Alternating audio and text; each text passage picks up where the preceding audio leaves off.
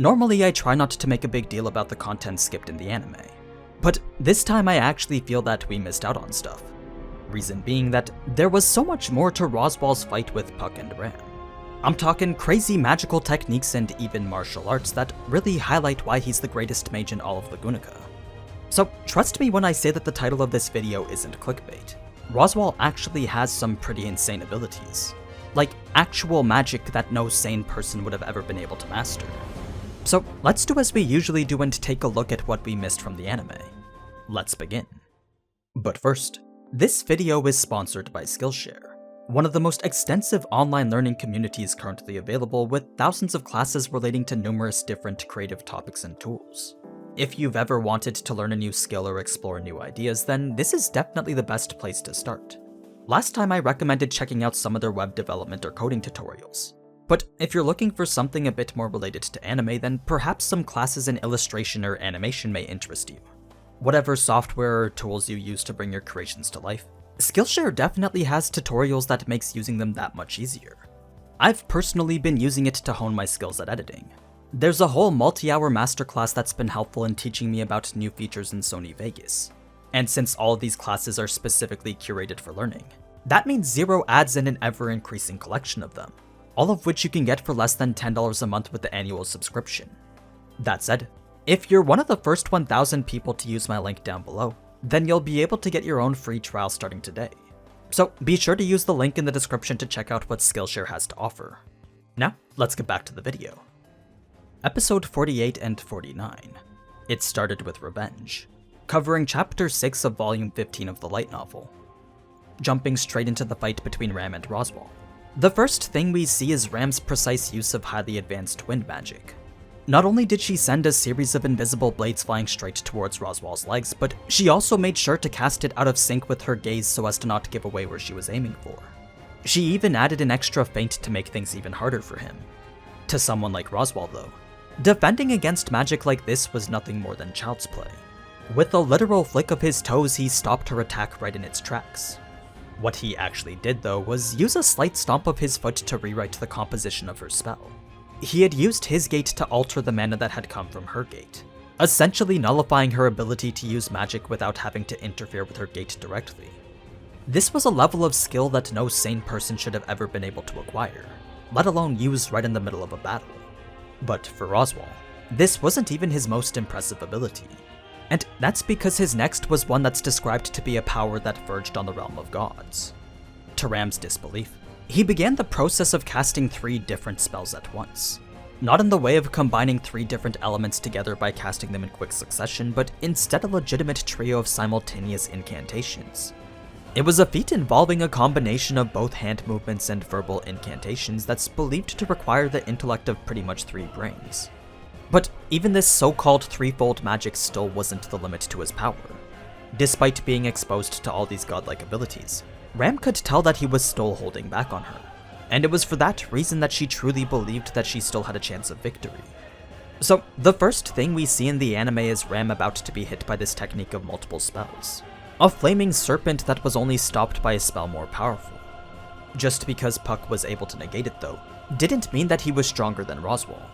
As he was right now, Puck was only at half the strength he normally was. So even with Roswaal not trying his hardest, both him and Ram would still have to give their all if they had any hopes of winning. Now, it's after this initial confrontation that we get a bit more context on the spell that Roswaal had put on Amelia.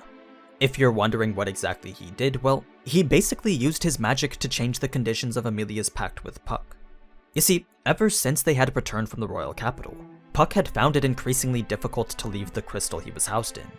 At first he thought it was simply due to the set period of downtime related to the pact's conditions. But as the days continued where the time he was available got shorter and shorter, eventually Puck came to realize that his oath had been tampered with. As we find out, Roswaal had changed it in a way that slowly but surely removed Puck as Amelia's guardian. A feat that never should have been possible in the first place. I mean, a pact between a spirit and a spirit mage are practically unbreakable. But the emotional impact from Amelia's fight with Subaru, combined with Roswaal's centuries of experience from being around a spirit like Beatrice, made him capable of doing the impossible. As the two went on to continue their subtle talk about Hector, the way the anime portrayed it was rather confusing. I think there was a bit of a mistranslation for Puck's line about Roswaal mimicking Hector's mannerisms. Reason being that Puck wasn't supposed to be talking about himself here. The actual context of this line was directed towards Roswaal. So Puck was asking Roswaal if his tendency to mimic Hector was a punishment or warning to himself, not the other way around. Anyway, the whole purpose of this entire conversation was to buy time for Ram. Had Puck not stepped in to do so, then her body would have already given out from fatigue. Once that conversation had ended though, both sides went straight back to fighting. So it was after Puck and Roswaal negated each other's spells out that Ram made the next move by casting some more wind magic. As you'd expect though, Roswaal simply disassembled it much like how he did the last time, capturing it with his own gate then altering the mana into something different. It was immediately after that he began the same process for the simultaneous triple spell, except this time he had taken it one step further. Once the incantations and actions to cast the 3 spells together were complete, Roswaal then added a stomp of his foot to unleash an internalized 4th spell, resulting in a display of magic far beyond what any human was capable of. As for the attack itself, it was a bombardment of fiery missiles that homed in on Ram's location, making it very difficult to dodge since each one of them needed to be intercepted or redirected. This was what allowed Roswaal to land his punch on her, an impact that would have crushed her internal organs had Puck not shielded her with some ice first. Because this shield device was now in the way, Roswaal proceeded to change his stance and try something different. He thrust his palm in a lunge-like attack that reverberated right through it. Though the ice shield remained completely intact, Ram still found herself to be hit by the full force of it. It was as if he'd just landed a normal punch. What this actually was though, was a defense-piercing technique he'd learned from a ninja, an attack that propelled the shockwave it created forward, thus giving him the ability to physically strike a target from range. Roswaal wasn't finished with only that though. Since Puck was still peppering him with attacks from above, it made it difficult to take out Ram for good. So after giving a very brief word of praise, Roswaal began to use his lips, the actions of his hands, and the alternating stomps of his feet to begin the casting of 5-fold magic. This was the known pinnacle of what he was capable of. Centuries of training and study had made him capable of casting 5 spells all at the same time, resulting in the Super Saiyan version of him we see in the anime. Now, the reason for Roswaal's disappointment in Ram was mostly due to her inability to follow through with her vengeance. Just like how he wanted Subaru to become his co-conspirator, so too did Roswaal want Ram to be his perfect end. He wanted her to walk the same path as him and eventually be the one to bury him. The thing is, it was this very revelation of his ignorance that led Ram to give her confession. Yes, Roswaal's negligence to defend the Oni village from the witch cult did result in its destruction, but what initially began with vengeance had now blossomed into love. A love she felt could only be conveyed in this very significant moment of weakness for him. Given that Amelia, Subaru, and Garfield had all betrayed his expectations and even shaken his heart, now more than ever was the best time for Ram to try and change him. It was her one and only opportunity to steal him from his obsession. So, as Puck and Ram initiated the final parts of the battle, it wasn't the mirrors that bought Puck time to activate his astral transformation. It was instead a clever trap meticulously set up by the two of them. You see, Puck began to bombard Roswaal with a barrage of human-shaped ice sculptures from above, a series of attacks that were actually nothing more than a distraction. His true intent was to get Roswaal so focused on above that he would completely ignore the possibility of any attack from below. So when he stepped backwards to evade another person-shaped pillar of ice, a massive burst of wind appeared from directly beneath him, sending him flying into the air in a way that restricted his movements. This was what allowed Puck to activate his trump card, or at least make it seem like he did. Even though Puck didn't actually activate his astral transformation, the fact that he made himself bigger without Roswaal seeing was enough to make Roswaal think that he did. Now, since this was Roswaal's worst case scenario, it made him consider using his own trump card of 6-fold magic. But for reasons not yet known, Roswaal wasn't able to cast it. So rather than use his full power to try and beat the greater spirit in front of him, he instead decided to save what he had left and prolong the battle with everything he could. It was only after he activated his next spell that Roswaal realized Puck didn't actually transform. He was so caught up in trying to figure out what to do next that he didn't even consider that this too was part of the trap. So what came next was a barrage of wind magic intended to block his vision with clouds of dirt. Ram then kept herself hidden as she used clairvoyance to determine when he was looking away from her. The instant Roswaal peered towards the edge of the forest to see if he could spot her, that's when Ram pounced from directly beneath him. As it turns out, she had actually been hiding within one of the human-shaped ice pillars the entire time. So she was actually much closer to Roswaal than he ever could have imagined.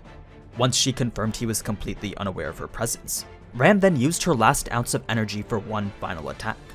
An incomplete Oni transformation lasting no more than 2 seconds, bringing us to the climactic final moments of this episode.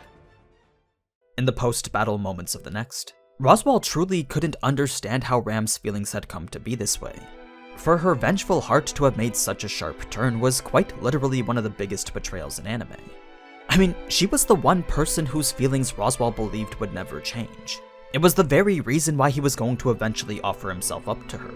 But now he couldn't even fathom what was happening around him. In fact, the only reason he began to heal her was out of a subconscious compulsion to do so. Deep in the back of his mind, Roswaal knew he had to keep her alive. She was, after all, the supposed end to his story, the finish line he'd set up for himself after everything was finished. So it was that need to fulfill an objective he'd established for himself long ago that he gambled on keeping her alive through an influx of mana. That was the only thing he could do without the book guiding him. Now, as the snow began to fall in Sanctuary, we find out the reason Roswaal couldn't cast his 6-fold magic was because it would have interfered with the magic he'd inscribed on the crystal. So Roswaal had pretty much been fighting the entire battle with a handicap. His true power had always been diverted to the magic that needed to make the snow fall. But yeah, that's pretty much it for the stuff with Roswaal. The next episode will be out Wednesday and cover the scenes with Subaru. So be sure to come back then to see all the content you need to know before the finale. But anyway, as always, thank you so much for watching, and if you enjoyed this type of anime content, then you already know what to do. So, until next time, ciao.